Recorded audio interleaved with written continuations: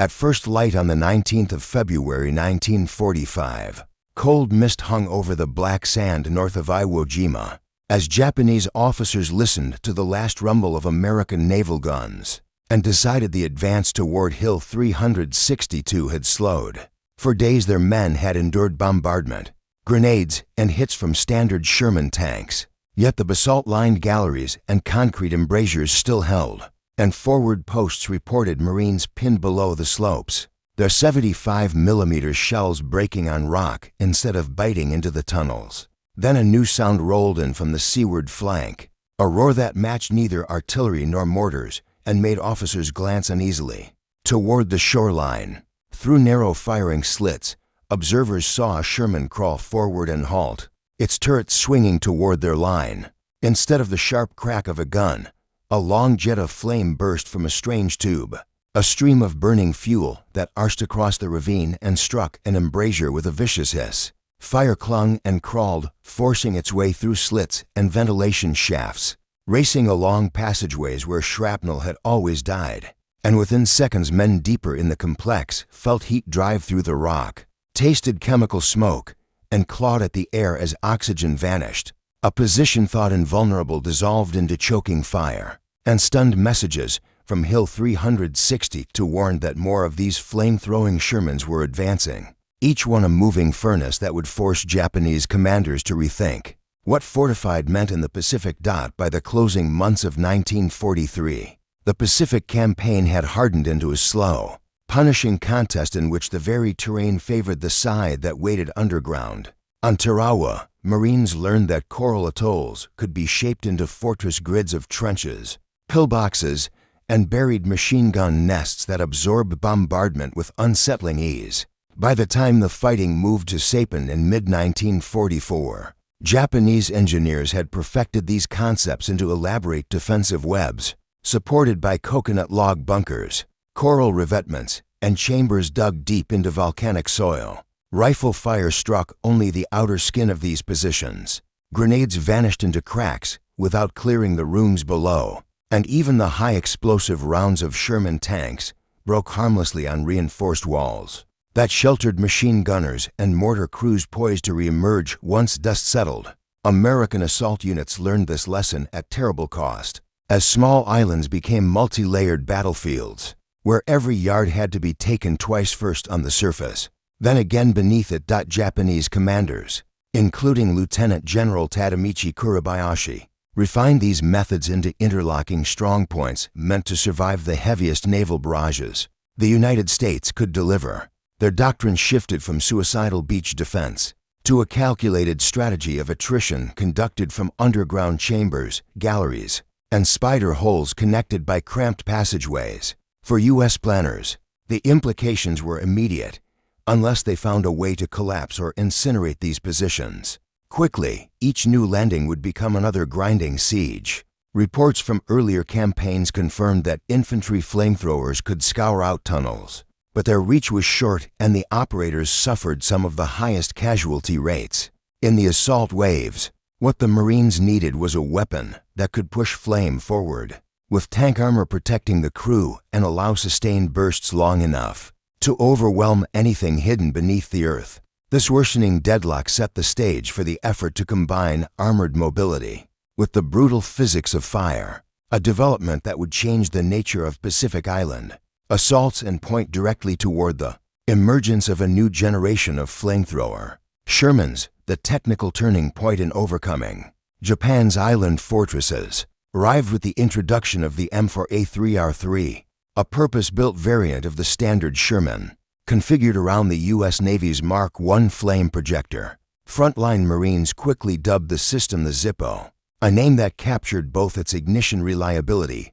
and the fierce heat it unleashed. Where an infantry-carried flamethrower reached no farther than 40 yards on a good day, the tank-mounted projector could propel a thickened gasoline mixture more than 130 yards. When pressure, wind, and angle aligned, giving assault units a standoff capability that bunker designers had never anticipated. The Sherman's interior layout was re-engineered to accommodate large fuel cylinders, in place of much of the 75mm ammunition storage. while armored feed lines routed the mixture toward a turret-mounted nozzle that protruded just beyond the glacis.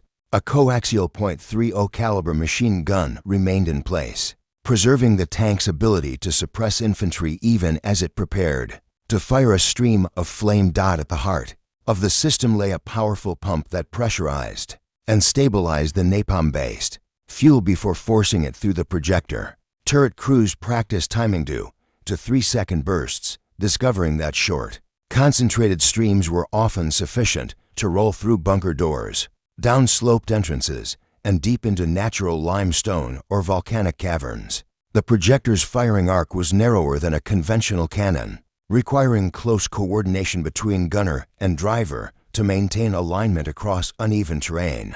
But the destructive and psychological effect of each burst eclipsed its mechanical constraints.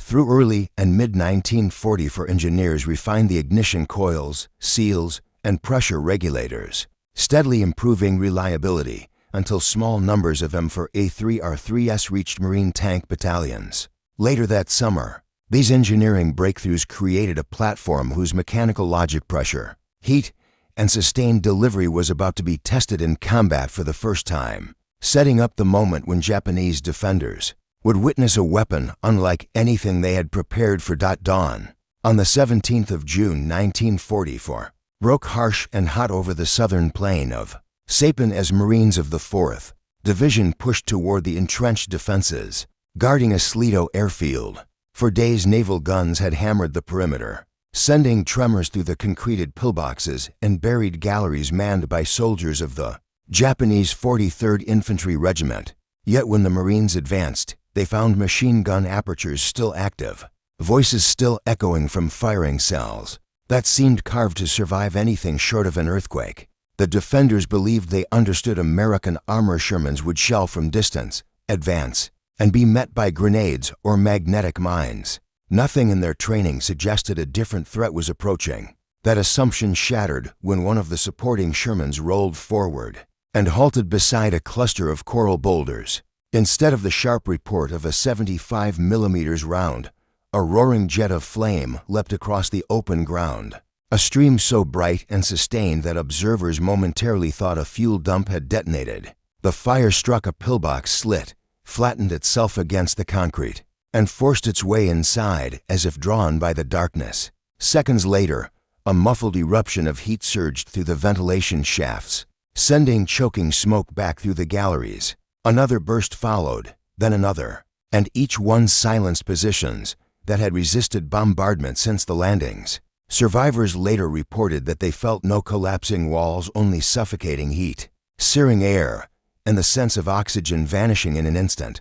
For Marine commanders, the effect was unmistakable. Strong points that normally required hours to reduce were neutralized in minutes, clearing lanes of advance that had previously stalled under interlocking fire. For Japanese staff officers, the shot became the basis of the first written assessments describing an American tank that could kill from angles and distances no infantry flamethrower had ever reached. These early observations would soon circulate through headquarters across the Marianas, setting up the urgent question of how defenders might adapt to a weapon capable of turning subterranean networks into instant furnaces. In the weeks after Saipan, as shattered battalions of the 31st Army regrouped and headquarters staff sifted through fragmentary survivor accounts, a new theme appeared with unnerving consistency.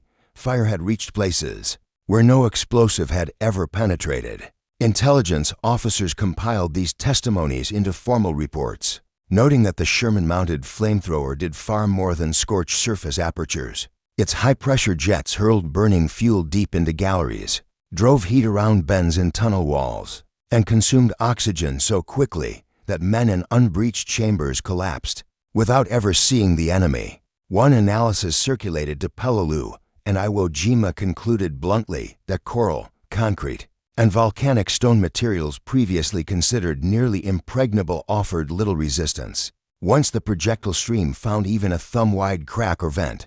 Warnings flowed through radio traffic that summer, advising garrisons that traditional reinforcement standards were insufficient. Some commanders experimented with improvised solutions, sealing ventilation shafts with wet clay, constructing crude blast doors from salvaged steel, or posting snipers to concentrate fire on the small forward tube of the projector. Yet captured documents later revealed how little confidence they held in these measures. Within private memoranda, officers admitted that the new weapon challenged the core premise of their defensive doctrine, that underground networks, no matter how elaborate, could endure any bombardment long enough to exhaust an invasion force. Reports from outlying positions described troops withdrawing the moment they glimpsed a Sherman, with an altered turret collar or an unexplained pipe jutting from its glacis. Efforts to impose discipline faltered as rumors spread that flame, not high explosives, posed the greatest certainty of death. By late 1944, these intelligence assessments formed part of Japan's broader preparations for the island battles still to come. Yet they offered few tangible counters. The gulf between recognizing the threat and having the industrial means to oppose it exposed a deepening desperation in the defensive hierarchy. From this rising anxiety would emerge the American response, an effort to scale production and logistics so that flame-equipped Shermans could be fielded in strength during the next phase of the Pacific campaign. That by late 1944, with the Flamethrower Shermans' value proven on Saipan and reaffirmed in subsequent fighting, the Marine Corps and the Navy Bureau of Ordnance turned urgently toward mass production. Rather than build new tanks from scratch, planners concentrated on converting existing M4A3 hulls, a decision that allowed faster deployment across the Pacific. At the San Diego depot, one of the principal sites for these conversions crews removed the standard 75mm ammunition racks and installed cylindrical fuel cells, reinforced pump housings, pressure regulators, and armored feed lines. Technicians spent hours calibrating each vehicle, testing the projector's ignition reliability, pressure stability, and burst duration, knowing that even a minor leak or misted spark could render the system useless or catastrophic under fire. Because the flamethrower mechanisms required constant upkeep, depot teams packed spare valves, hoses, ignition cartridges, and pump components into each outgoing shipment, ensuring that maintenance crews in forward areas could keep the tanks operational without waiting for replacements from the mainland. This new logistical burden spread across the entire naval transport system. Tank battalions now required steady deliveries of thickened fuel mixtures, alongside their ordinary gasoline stocks, plus specialized storage drums, handling gear, and protective equipment for crews. Supply officers scheduled these materials with the same priority as artillery shells and rations, and American shipping capacity bolstered by an enormous merchant fleet moved them thousands of miles across the Pacific. As a result, by the time assault units assembled for Iwo Jima in early 1945, Marine battalions possessed far more flamethrower Shermans than they had on any previous island. This increase allowed commanders to form dedicated assault sections, rather than guarding a handful of rare vehicles. Japan, with shrinking fuel reserves and limited industrial output, had no means to field an equivalent capability, widening a technological gap already strained by attrition. With manufacturing steady and logistics proven, the stage was set for these specialized tanks to become central instruments in the brutal battles that followed, where dense fortifications demanded ever more forceful methods of attack. The fighting on Peleliu in September 1944 marked the moment when flamethrower Shermans evolved from experimental assets into indispensable instruments of assault. The island's Ummerbrogal Ridge, an intricate labyrinth of limestone spires, sinkholes, and galleries, contain some of the most resilient defensive positions encountered in the Central Pacific. Infantry units discovered that grenades and satchel charges only cleared the first chambers of many caves. Deeper recesses remained active, and defenders re-emerged as soon as the smoke cleared. Sherman flamethrowers advanced in deliberate bounds across the razorback terrain, firing short bursts that rolled flame through fissures, cracks, and narrow entrances before demolition teams sealed the positions. Reports from surviving Japanese soldiers indicated that even chambers untouched by direct fire became uninhabitable as heat traveled through stone, driving garrisons into the open where they were exposed to rifle and machine gun fire. Peleliu proved that the weapon did not simply kill, it denied ground in a way no explosive could match. This effect grew even more significant on Iwo Jima in February 1945, where a vast 13,000-yard tunnel network wound beneath sulfurous ridges and linked blockhouses, communication rooms, and artillery positions. Marines learned to pair flamethrower Shermans with engineer squads, using the tanks to flush out or collapse galleries at ranges that rendered infantry-carried flamethrowers ineffective.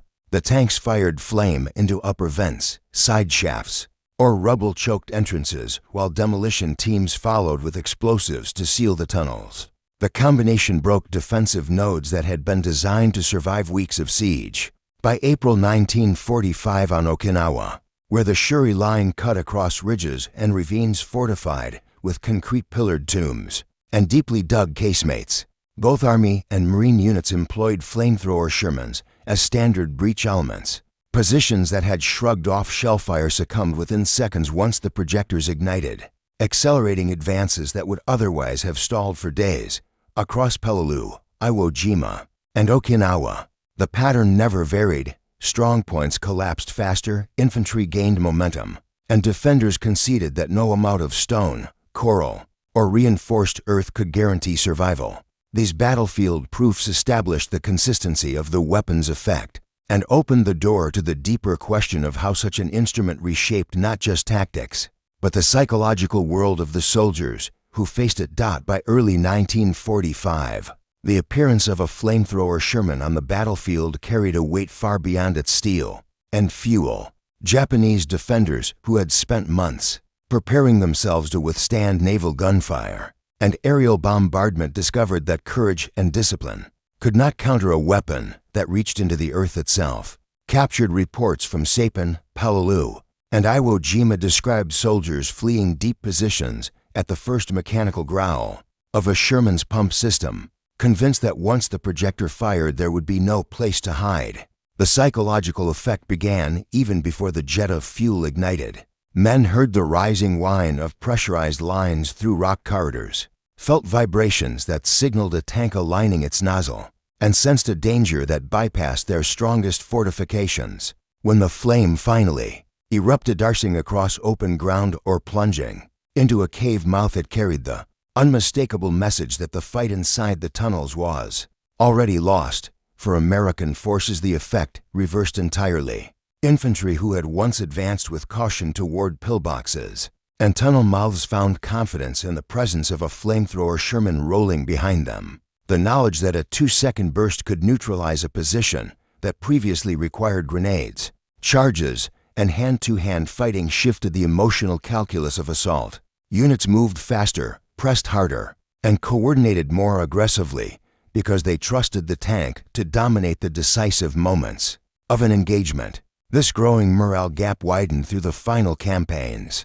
Japanese doctrine demanded that soldiers die in place, but flame stripped those last stands of any tactical or symbolic value, leaving many defenders disoriented as their strongest redoubts turned instantly lethal. The cumulative emotional strain weakened defensive cohesion and magnified even small American advantages in firepower and logistics. As commanders recognized the morale-shattering potential of these weapons, they wove flamethrower Shermans directly into the structure and pacing of their operations, shaping the rhythm of island assaults in the war's final months. This psychological shift now leads naturally to examining how command decisions evolved around these tanks and how their presence influenced the design and execution of late war offensive plans. The arrival of flamethrower Shermans reshaped American assault doctrine in ways that rippled from platoon-level tactics to theater-wide strategy. Before their introduction,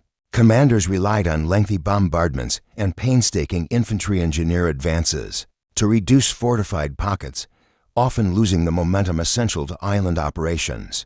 Once the M4A3R3 entered service, planners reorganized assault forces around specialized teams that paired the flame-equipped Shermans with standard gun tanks, demolition squads, and infantry platoons trained to exploit openings the moment a bunker fell silent. This integration allowed units to bypass hours of close-quarters fighting. A single burst of flame could render a position unusable, clearing routes for riflemen and enabling entire battalions to advance. Without the attritional pauses common earlier in the war, the result was a faster, more fluid battlefield tempo that supported the overarching American aim of reducing casualties, while driving steadily toward the Japanese home islands. These tactical changes carried strategic weight. On Okinawa, General Mitsuru Ushijima understood that even the most carefully sited tomb defenses and ridge networks would eventually yield once Flamethrower Shermans reached the front. His plans increasingly relied on inflicting early losses and slowing the American buildup before the tanks could be introduced in strength. Yet the reliability and mobility of the Shermans combined with the logistical system that sustained them undercut these hopes. Strong points designed to hold for days collapsed in minutes, and entire defensive belts lost cohesion when their anchor positions were burned out. The accelerated pace enabled U.S. forces to keep tight operational schedules, maintain pressure across multiple axes, and sustain the broader island-hopping campaign without the delays that had characterized earlier operations. Still, commanders recognized that no single weapon was universal. Terrain, counterfire, and the inherent vulnerabilities of getting a heavy vehicle close enough to fire its projector revealed limitations that would require further refinement. Those shortcomings, and the adaptations they inspired, formed the next step in understanding how this weapon continued to evolve under combat conditions. Even as Flamethrower Shermans transformed assault tactics, crews and commanders understood that the weapon carried strict operational boundaries. Each M4A3R3 held only a finite supply of thickened fuel, enough for roughly a few dozen short bursts, which forced tank leaders to ration fire carefully and withdraw once the projector's reservoirs ran low. The weapon's firing arc far narrower than a standard 75mm gun required tight coordination between gunner, commander, and driver. A misaligned hull or momentary slip on uneven terrain could leave the projector unable to engage a target that lay only a few degrees off-center. Terrain itself imposed further constraints. Coral ridges, eroded shelves, and loose volcanic ash could trap or stall the tank, preventing it from reaching the angles needed for effective flame delivery. Japanese defenders, recognizing these limits, positioned mines on natural choke points, prepared suicide squads to strike the nozzle assembly at close range, and concentrated rifle fire on the exposed hardware that fed the projector. Maintenance crews worked constantly to keep the system functional. Hoses, valves, and ignition coils wore out quickly under sustained pressure, and many tanks required partial overhauls between assaults. Engineers experimented with improved fuel mixtures to stabilize pressure and extend range, while field commanders adjusted tactics to counter emerging Japanese responses. Scouts were assigned to probe ahead and identify navigable approaches. Infantry squads protected the flanks and rear to prevent enemy infiltrators from reaching the tank, and supporting gun tanks provided covering fire, while the flame-equipped Sherman maneuvered into position. These adaptations reduced vulnerability and allowed the vehicles to operate in environments that grew more complex with each island fight. Acknowledging these constraints shows how innovation on the battlefield required constant refinement, and how the practical realities of fuel supply, terrain, and mechanical fragility shaped the weapon's ultimate employment. These experiences would later inform post-war armored doctrine, helping define the legacy of flame-equipped vehicles as military planners considered how their wartime lessons might carry into future conflicts. In the years that followed the Japanese surrender, military planners on every major staff examined the Pacific campaigns for lessons that might shape future doctrine, and the Flamethrower Sherman became one of the clearest case studies in rapid battlefield adaptation. Engineers and ordnance officers review thousands of after-action reports, tracing how the combination of armored protection and directed flame had allowed assault forces to break open fortifications that conventional artillery and infantry weapons could not reliably penetrate. Although the wartime M4A3R3 variants were gradually retired, the underlying concept endured. Early Cold War doctrine in the United States and abroad incorporated the principle that armored vehicles could serve as platforms for specialized breaching systems, including improved flame projectors with safer fuel tanks, more stable pressure regulators, and ignition systems designed to function in extreme temperatures. These refinements reflected the hard-earned lessons of island combat, where minor mechanical failures had often determined whether a tunnel complex collapsed or survived. Debate over the ethical use of flamethrowers intensified at the same time. Commanders acknowledged the weapon's unmatched effectiveness against fortified positions, yet diplomats and humanitarian advocates questioned its brutality, leading to restrictions on employment in some theaters. and a gradual shift toward alternative breaching tools that relied on explosive or mechanical force, rather than fire. Nonetheless, the Pacific War demonstrated that in environments dominated by caves, bunkers, and rugged terrain, no other system had matched the psychological and tactical leverage of armored flamethrowers. The Sherman variants thus became enduring examples of how existing platforms could be reconfigured under pressure to meet urgent operational needs. Their legacy lay not only in the hardware itself, but in the mindset they represented: flexibility in engineering, willingness to integrate unconventional weapons into combined arms teams, and recognition that psychological shock could be as decisive as raw firepower. As veterans and historians reflected on these machines, they noted how deeply their presence had shaped battlefield outcomes and the memories carried by those who fought near them, both the Americans who advanced behind their protection and the Japanese defenders who faced their devastating reach. With these long-term lessons in place, the story moves toward its final perspective, where the human experience of flame on the battlefield becomes inseparable from the strategic and technological legacy it left behind. On the morning of the 19th of February 1945, when Japanese officers peered through the narrow firing slits beneath Hill 362 and watched a jet of flame carve its path across the black volcanic sand, they witnessed more than a new weapon. They witnessed the collapse of an assumption that had shaped years of defensive planning. These commanders had trained their men to endure bombardment, to absorb the shock of naval shells, and to fight on even as tanks crawled forward under covering fire. But nothing in their doctrine prepared them for a machine that could reach into the earth itself, rendering their deepest galleries uninhabitable within seconds. The Flamethrower Sherman, born of wartime necessity and refined through relentless engineering, carried a destructive language that no bunker wall could mistranslate. Its bursts of fire did not merely burn. They suffocated, destabilized, and broke the psychological spine of garrisons that had once believed they could survive anything.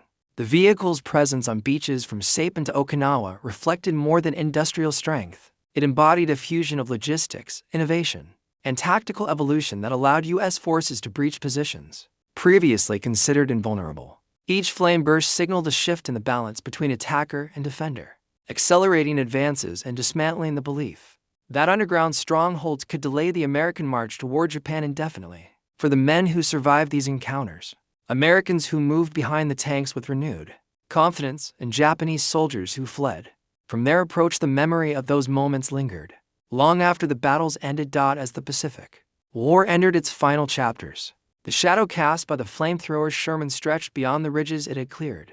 It became a symbol of how rapidly warfare could change when innovation met opportunity, when the ingenuity of distant factories converged with the hardened experience of frontline troops. Returning to that first moment on Iwo Jima, the stunned silence within those bunker chambers reminds us that wars are not shaped by courage alone. They are shaped by the sudden arrival of tools that rewrite the rules in an instant, closing a chapter defined by fire, endurance, and the unforgiving momentum of victory.